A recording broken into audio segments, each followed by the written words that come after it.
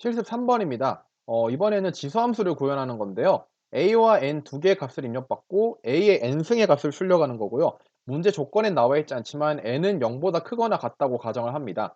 그래서 n이 0일 때 종료 조건으로 넣을 수 있게 문제를 그렇게 생각하시고 풀면 되겠습니다. 여기도 한번 정화식을 한번 만들어 볼게요. 우리가 뭐 3의 4승이 있다라고 하면은 얘는 3 곱하기 3의 3승이잖아요. 이렇게 지수가 하나씩 줄어드는 거 이걸 재계함수로 가정을 한다면 우리가 a의 n승은 a 곱하기 a의 n-1승 이게 일종의 점화식이라고 볼 수 있을 겁니다.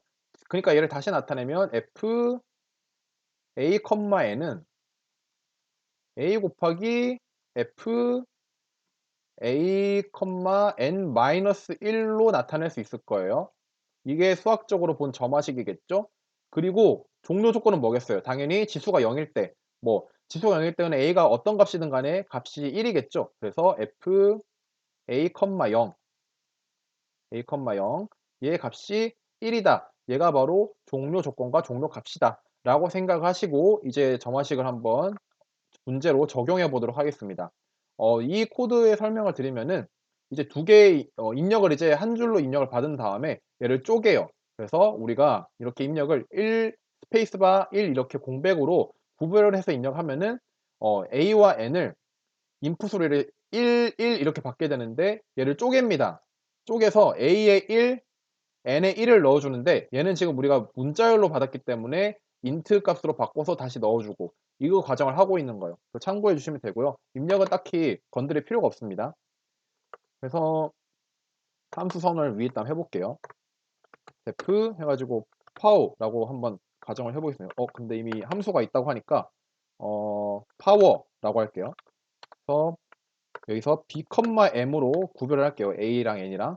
그래서 조건 넣어주겠습니다. 종료 조건은 if m이 0일 때죠. 지수가 0일 때는 그 값이 1이다 라고 해주시면 되고 그게 아니고 일반적인 경우에는 아까 지수함수 공식 그대로 써주면 되겠죠. b 곱하기 파워 b, m-1 이렇게 해주시게 되면은 네 여기 썼던 점화식의 내용 요거와 동일하게 됩니다. 네, 좀 생각하기 어려울 수가 있지만 변수가 두 개라서 그래요. 매개 변수가. 그래도 이 식을 여러분이 생각하실 수 있습니다. 충분히 시간을 두고 생각해 보시면 하실 수 있어요.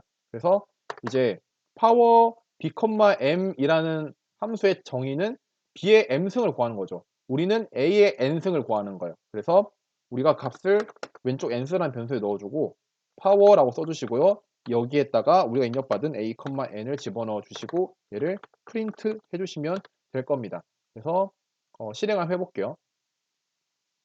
1에 1 하게 되면은 1이 출력이 되고 10에 2에 5승합 해볼게요.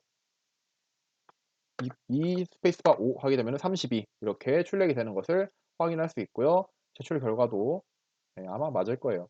틀릴 리가 없죠. 네, 이렇게 공식을 활용해서 3번까지 풀어보았습니다.